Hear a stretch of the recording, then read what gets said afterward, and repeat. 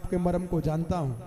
तो भगवान के मर्म को केवट जानता है, उस मर्म को सुमंत्र जी न जान पावे, इसलिए बरबस राम सुमंत्र पठावा, भेज दिए वापस।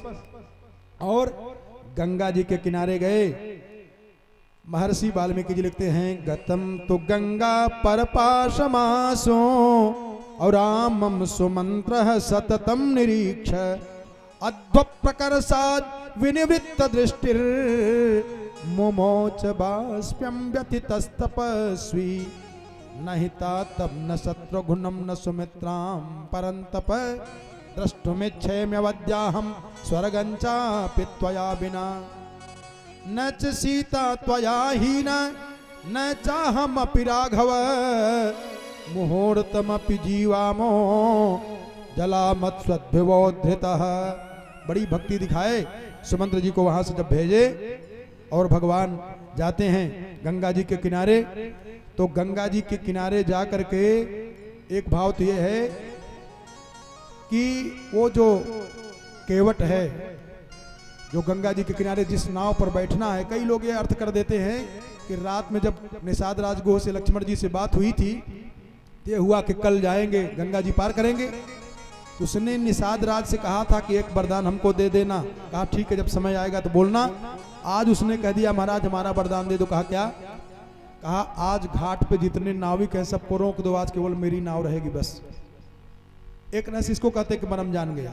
ये तो मरम लक्ष्मण जी भी जानते हैं, लेकिन क्या मरम है। और जब पहुंचे हैं भगवान तो एक भाव, मागी नावन अरे केवट आना। पहला भाव, भगवान ने नाव मांगा नहीं, अरे मागी नावन, नाव नहीं मांगी, केवट अपने आप ही दौड़ के आया। अरे केवट आना और कहाई तुम्हार मरम में जाना। दूसरा भाव, मागी नाव न केवट आना। अच्छा कुछ समझ में आ रहा कि ऐसे ही बैठ करके जैसे धरना प्रदर्शन में बैठते हैं ऐसा तो नहीं कर रहे हो। एक कहते हैं ना गांव में, अनहरू बरे जाए पड़रू चबाए जाए।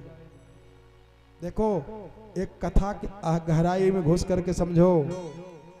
और देखो एक बात समझ लो, विशेष रूप से 3 शरीर होता है। कौन कौन? एक स्थूल शरीर, एक सूक्ष्म शरीर और एक कारण शरीर। कारण शरीर, सूक्ष्म शरीर और स्थूल शरीर, ये तीनों को खुराक चाहिए, तीनों को भोजन चाहिए। कौन कौन?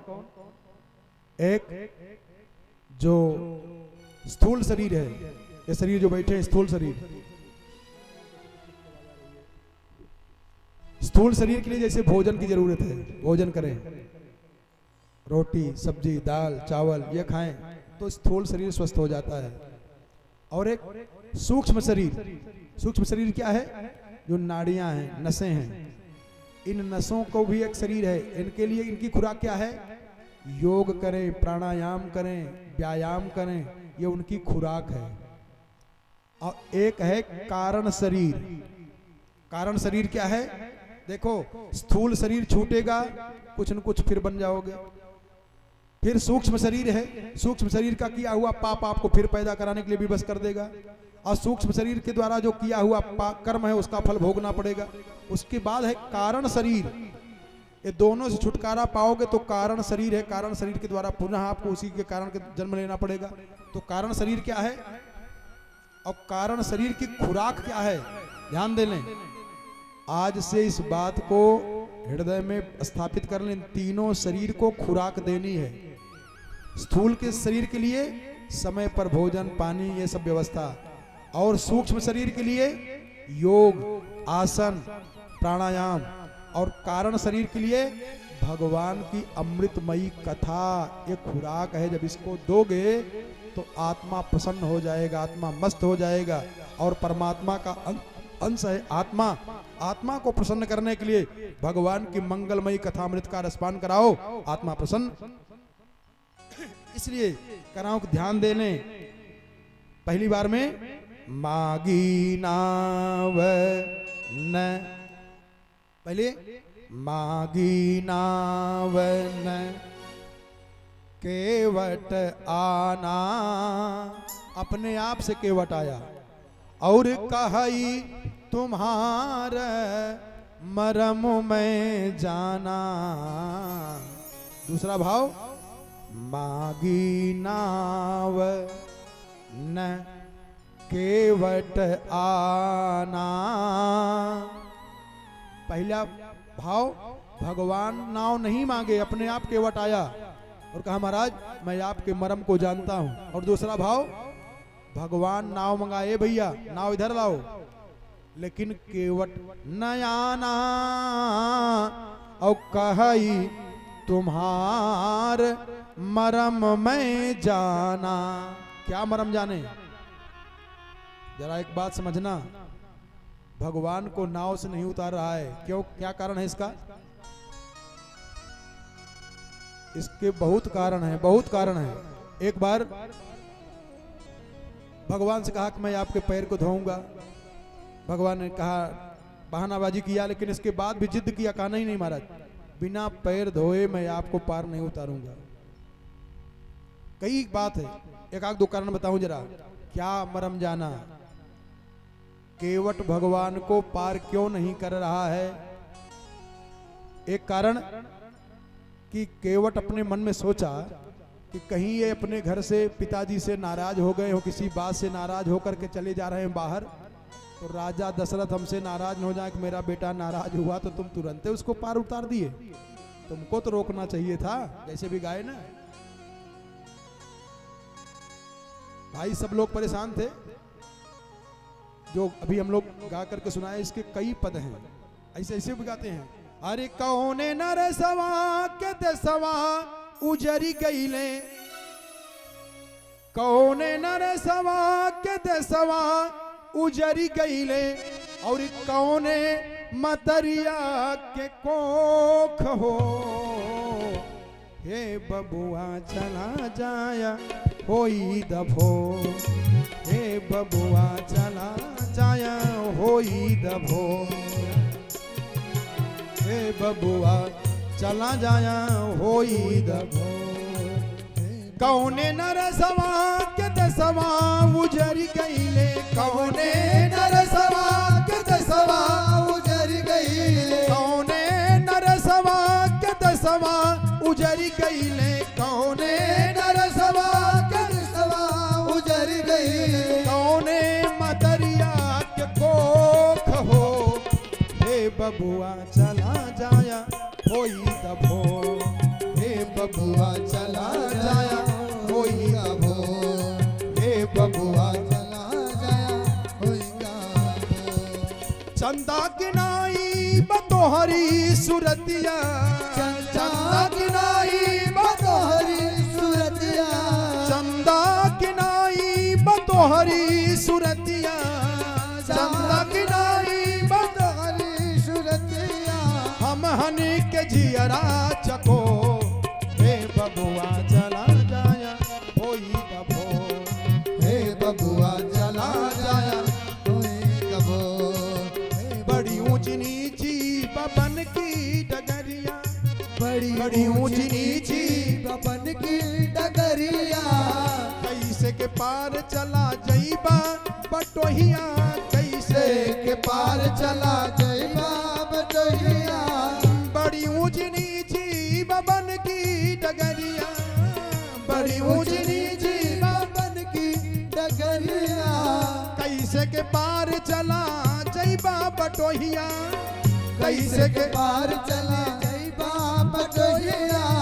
चंदा किनाई बतोहरी सुरतिया, बतोहरी सुरतिया, हम हने के जियरा चको। हे बबुआ चला जाया, हे बबुआ चला जाया, हे बबुआ चला जाया। बबुआ चला जाया कोई एक भाव क्या कहीं राजा दशरथ ये न नाराज हो जाए कि जब ये नाराज होके जा रहे थे तो तुम उनको गंगा जी के पार कर दिया। जैसे अपने परिवार का कोई बालक, कोई बच्चा, कोई जवान नाराज होकर के जाने लगे तो जो अपने इष्ट मित्र हैं उसको रोक करके घर में लाते हैं ना, ये तो मित्रता है। और दुश्मन पैसा देके निकल जाओ। इसलिए माने केवट सोच रहा है कि जब तक ये हंस नहीं देंगे, जब तक प्रसन्नता झांक के नहीं दिख जाएगी, तब तक इनको मैं पार नहीं जाने दूंगा। पहला कारण कि कहीं नाराज होकर के तो नहीं जा रहे हैं। दूसरा कारण, आप हमारे राजाधिराज हैं और राजाधिराज का मुख शुष्क है, मुखमंडल गिरा हुआ है, मैं पार नहीं करूंगा। अथवा आप हमारे भगवान हैं, हमारे इष्ट हैं, और जब महाराज प्रसन्न होंगे, जैसे भीष्म पितामह ने कहा ना, प्रसन्नताम, प्रसन्न हो जाए महाराज, जब भगवान मुस्कुराते हुए हमको देखेंगे, आशीर्वाद देंगे, तब मैं पार उतारूंगा। इसलिए माने केवट भगवान को पार नहीं उतार रहा है, बार बार नहीं उतार रहा है। क्यों? क्योंकि जब तक ये हंसेंगे नहीं, प्रसन्न नहीं होंगे, खुश नहीं होंगे, तब तक मैं इनको जाने नहीं दूंगा। वो कारण भी समझ रहा है, मर्म समझना चाह रहा है कि क्यों ये जा रहे हैं। अरे यही घाट से थोड़ी के दूर आई, कहा बिना पैर धुलाए हम जाने नहीं देंगे महाराज। और अगर बिना पैर धुलाने जाने की इच्छा हो आपकी तो कोई बहुत ज्यादा मेहनत इस पे करना भी नहीं पड़ेगा। तो कहा फिर क्या करना है? कहा यही घाट से थोड़ी के दूर आई, अरे कटिलो जल खास दिखाता है जू। कमरे भर पानी है, धीरे से आप लोग तीनों लोग निकल जाओगे, क्या फायदा नाव पे चढ़ने का। भगवान बैठे हुए हैं, यहीं जा रहे हैं, और सीता जी की तरफ, लक्ष्मण जी की तरफ भगवान देख रहे हैं। बताओ क्या करूं? एक मरम यह है क्या कि यही केवट भगवान जब साकेत धाम में थे, नारायण के रूप में थे, लक्ष्मी जी के रूप में थे सीता जी, और ये शेषनाग थे, तो यही कछुआ के रूप में जा करके भगवान के चरण को स्पर्श करना चाह रहा था। लक्ष्मी जी ने इशारा किया, फेंको इसको। लक्ष्मण जी जो शेषावतार हैं, इन्होंने उठा करके फेंक दिया, बहुत दूर चला गया। आज भगवान वही देख रहे हैं कि उस समय तो आप लोगों ने प्रणामों नहीं करने दिया, और आज ये कह रहा है कि पैर धोऊंगा। अब बताओ क्या करूं? और जब पैर धुलाने लगे भगवान, तो एक पैर कठौता में रखा है और जल लाया है। जल ला करके जब पैर धुलने लगा, तब लगा पैर धोने, लगा पैर धोने। लौकिक रीति में बताता है कि महाराज आपके पैर के रज में जादू है। अगर कहीं पत्थर में छूने पे स्त्री बन जाती है तो काट है, ये स्त्री बन जाएगी तो 2-3 स्त्रियां हो जाएगी, तो मैं क्या करूंगा? इसलिए एक ही पैर को बड़े मुश्किल से, बड़े बढ़िया ढंग से धो रहा है। अब एक पैर उठा रहे और एक पैर धोया जाए तो एक पैर पे कितनी देर आदमी खड़ा रहेगा? अब कभी हिल जाए तो भगवान ने कहा भाई हिल रहा हूं, जल्दी करिए थोड़ा। तो कहा महाराज अगर हिलने का डर हो तो अपना हाथवा मेरे सर पे रख करके जरा पकड़ के खड़े हो जाओ। अब भगवान का दोनों कर कमल उस केवट के मस्तक पे पड़ गया है और भगवान का पैर धो रहा है, और एक पैर धो करके नीचे रखा और दूसरा पैर फिर धोने लगा। अरे कहा महाराज हमसे तो गलती हो गई। कहा क्या? कहा एकवा पैरवा तो फिर नीचे रख दिए, फिर मिट्टी लग गई होगी और कहीं जादूगरी हो गई। तो अब यही नाटक इसका शुरू हो गया, एक पैर धोए तो एकवा पैरवा कहाँ रखें? भगवान ने कहा जरा जल्दी करो। धीरे से केवट ने कहा आप कभों जल्दी करते हैं क्या? पुनरपि जननम पुनरपि मरणम अपुनरपि जननी जठरे शयनम। तो भगवान के कई प्रकार से पैर धोया, और पैर धो करके केवट गंगा जी के किनारे कौन कहे सीधे सीधे पार करने के लिए लगा घुमाने, इधर से उधर, उधर से उधर, उधर से उधर, उधर। भगवान ने कहा कहाँ घुमा रहे हो? सीधे लेके चलो। आज जब आप 84 लाख में घुमाते हैं तो आपको दया लगती है क्या? अब हम घुमा रहे हैं तो आपको ऐसा लग रहा है? सुन केवट के बैन हर प्रेम लपेटे अटपटे, और बिहसे करुणा ऐन चितई जान की लखन तन। बिहसे, हंसे नहीं बिहसे। भगवान खूब जोर से खिलखिला के हंस गए केवट की वाणी सुन करके।